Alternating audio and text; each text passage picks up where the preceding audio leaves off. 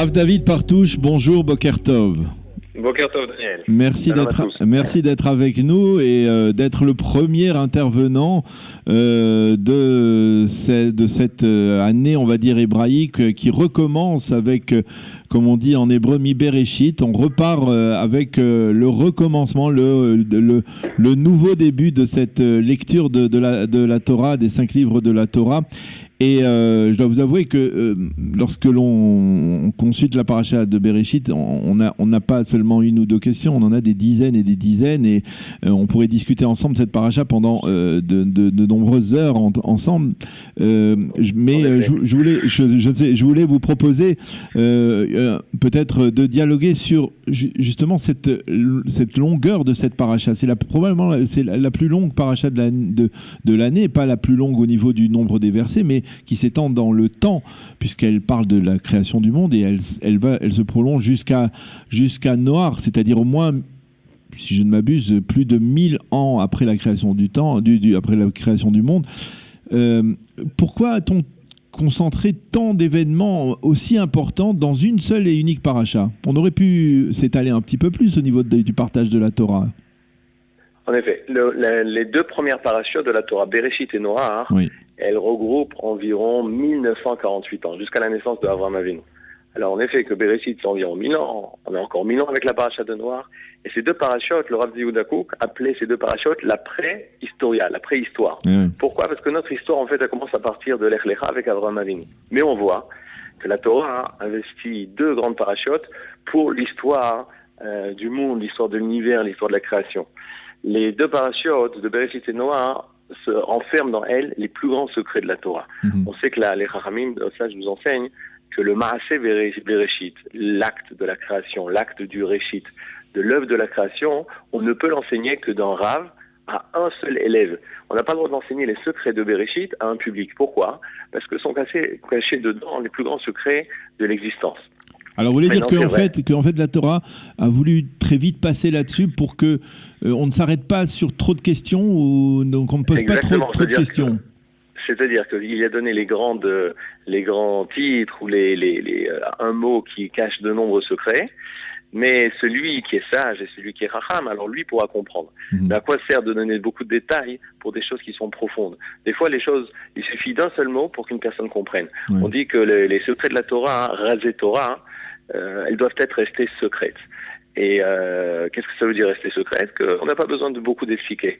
La personne d'elle-même arrive à comprendre ce qui est caché derrière. Alors lorsque les personnes arrivent à comprendre derrière les mots, on a besoin de très peu de mots.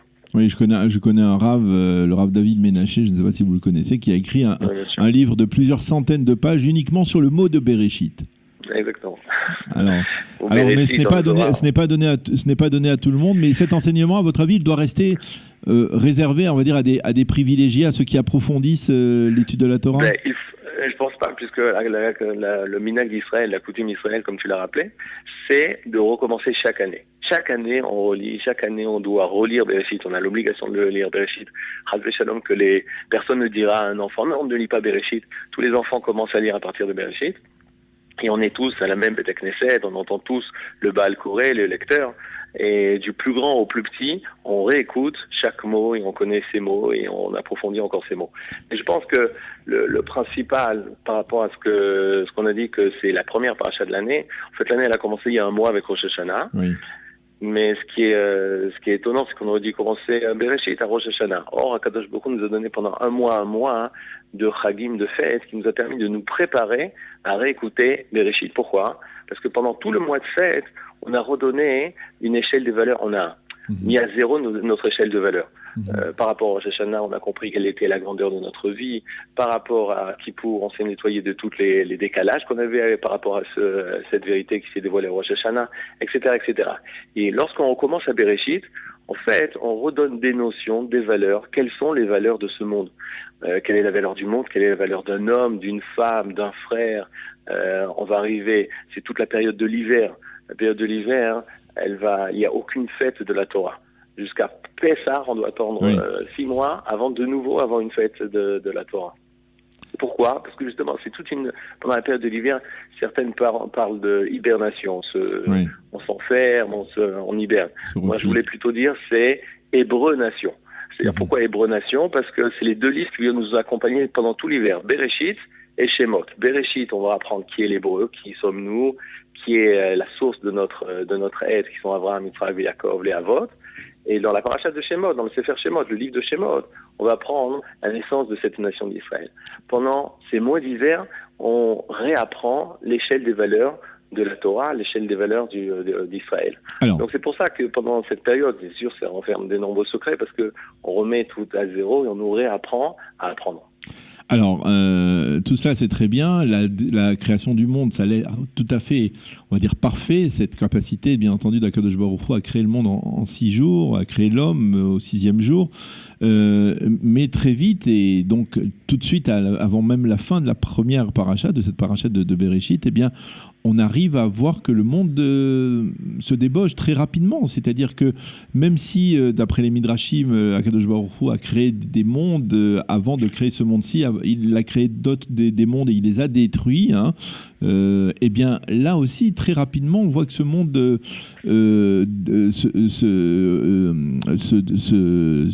se transforme en un monde extrêmement débauché très rapidement. Les valeurs que l'on aurait pu espérer être implantées, on va dire, par l'homme, eh bien, sont bafouées par lui très rapidement.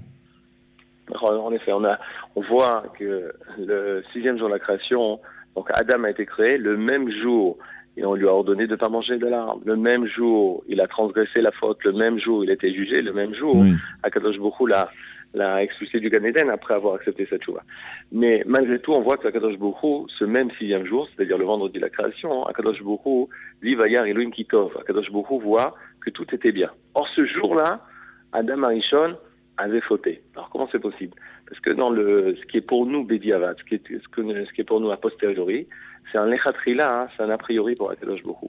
C'est vrai qu'on voit la chute du monde jusqu'à Avraham Avinu, c'est-à-dire jusqu'à la paracha de Lech Lecha, où on retrouve un peu de lumière. Et c'est vrai que pendant les deux parachas de Bereshit et Noah, on voit cette chute morale.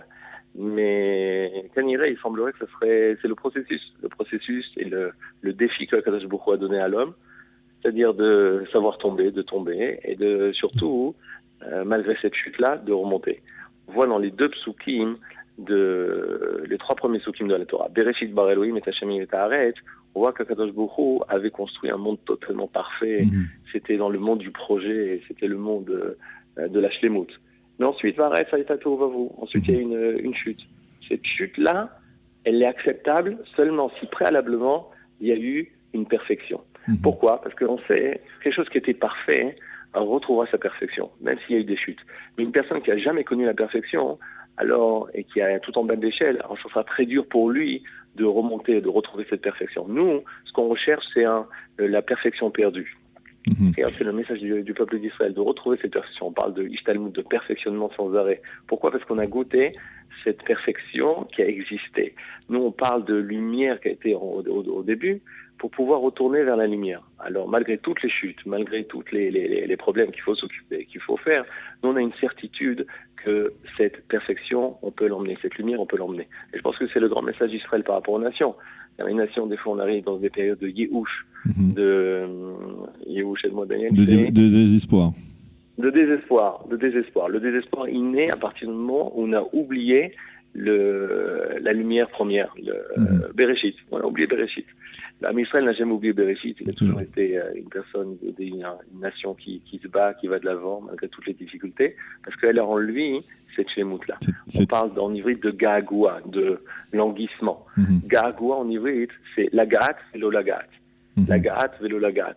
C'est-à-dire on touche et on touche pas. D'un côté, on arrive à toucher la perfection, on nous la retire. On arrive à toucher la perfection, on nous la retire. C'est ce qui se passe le Shabbat. Shabbat, on retrouve cette perfection, et ensuite l'Avdallah, on nous la retire. On retrouve chaque Shabbat la perfection, on nous la retire. C'est un peu ce qui s'est passé.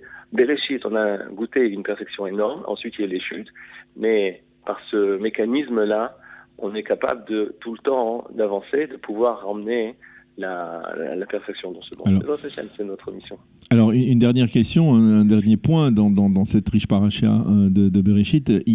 On voit un aperçu de ce qui va être l'une des trames du livre de Bereshit jusqu'à la fin, c'est-à-dire les relations difficile entre frères, le fratricide même entre Caïn et Abel, et que l'on va voir se poursuivre, peut-être de manière moins ardue, mais toujours comme une trame récurrente dans le livre, avec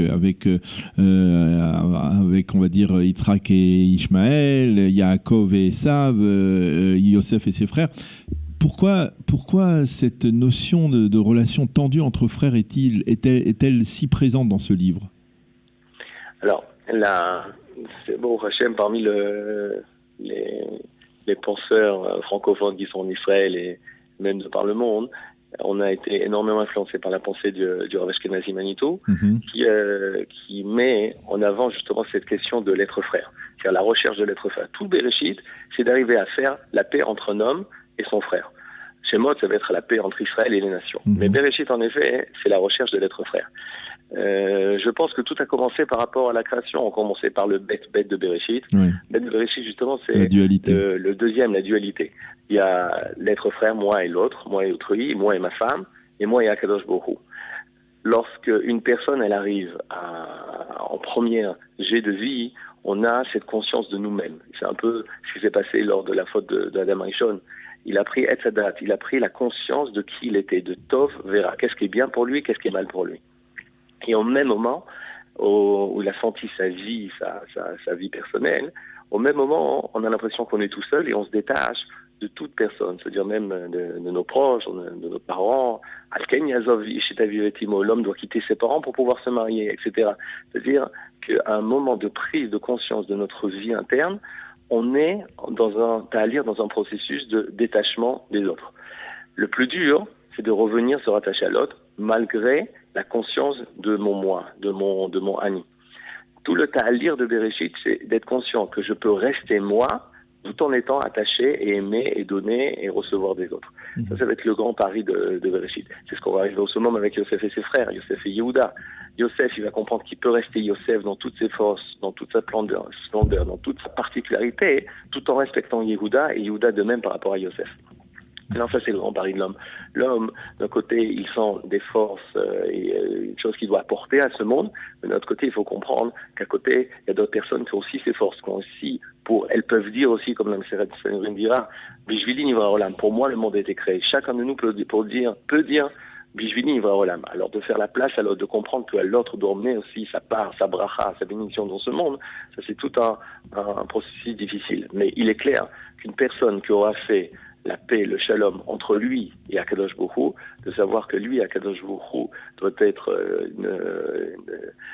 une shlichut, comme on voit dans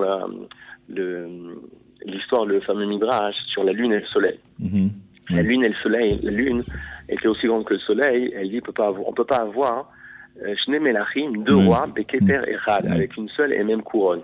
Alors, si deux personnes veulent être rois, alors c'est sûr, il n'y a qu'une seule couronne pour un seul roi. Oui. Mais si les deux personnes vont être des shlichim, des envoyés, alors là, on peut avoir un roi avec deux envoyés. Si nous, on arrive à comprendre qu'il y a un seul roi, c'est Akadosh Baruch Hu, et que nous sommes tous des shlichim, nous sommes tous des envoyés d'Akadosh Baruch Hu, et qu'Akadosh Baruch Hu nous veut tous, alors on peut comprendre qu'il y a la place pour autrui, il y a la place pour Caïn, il y a la place pour Hevel, il y a la place pour Yosef, il y a la place pour Yehuda. Et c'est un peu ce qui se passe dans notre histoire au niveau politique, sans rentrer dans la politique, une histoire d'Israël aujourd'hui. C'est-à-dire que d'arriver à comprendre que chacun doit emmener sa force, quelle est la particularité, respecter la particularité de chacun, et mettre en avant ce qu'il peut être en tant que shaliach. Si on avait ce sentiment de shlichut, si on avait ce sentiment de mission, alors forcément, on serait plus facile pour laisser la place à d'autres personnes. Eh bien voilà, on a parlé de la paracha de la semaine, on a parlé de la paracha de la création et on arrive à la réalité politique effectivement autour de cette nécessité de former un gouvernement d'union nationale ou de faire de la place un peu pour les idées de chacun. Merci beaucoup Rav David Partouche de nous avoir livré cet enseignement, ce premier enseignement donc du livre de Bereshit. Merci d'avoir été avec nous. Shabbat Shalom. Shabbat Shalom.